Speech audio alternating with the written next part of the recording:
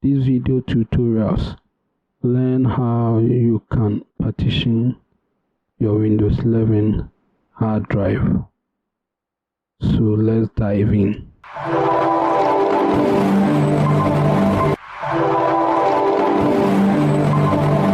Hello, my name is Sakode. In this video tutorials, I'll show you how you can partition your Windows 11 hard disk without removing the drive from your Windows 11 machine. So to start, if you are new to this channel and you are not yet subscribed, then click on the subscribe button and tap on the bell icon so that you do not miss our next video. On the taskbar, open File Explorer. This is my hard disk that I want to partition. So to partition it, right click on Start button, then I click Disk Management. A window will pop up for me to select the disk that I want to partition. So this is my Windows 11 hard drive, that is, I have drive C. So to partition the hard drive, I right click on it, then I choose Shrink Volume.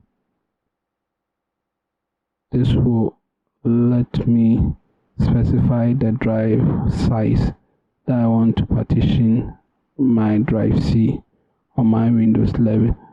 So I specify the drive size that I want to use as my partition drive. So I choose the drive size. After that, I click on Next.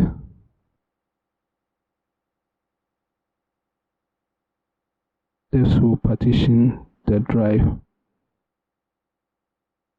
So now the drive is partitioned. So I choose the partition one. Then I click on New Sample Volume. Then I click on Next to format the drive so that it will be active, so that I can store file on it. Then I click on Next. I give the drive name, then I click on Next. Then I click on Next. Then I click on Finish. This will format the secondary drive to drive D. So now my drive is now partitioned. So I have drive C and drive D. The D is the partition one. Thank you for watching. Kindly like, comment, share, and subscribe to our YouTube channel, and tap the bell icon so that you do not miss our next video. Thank you for watching.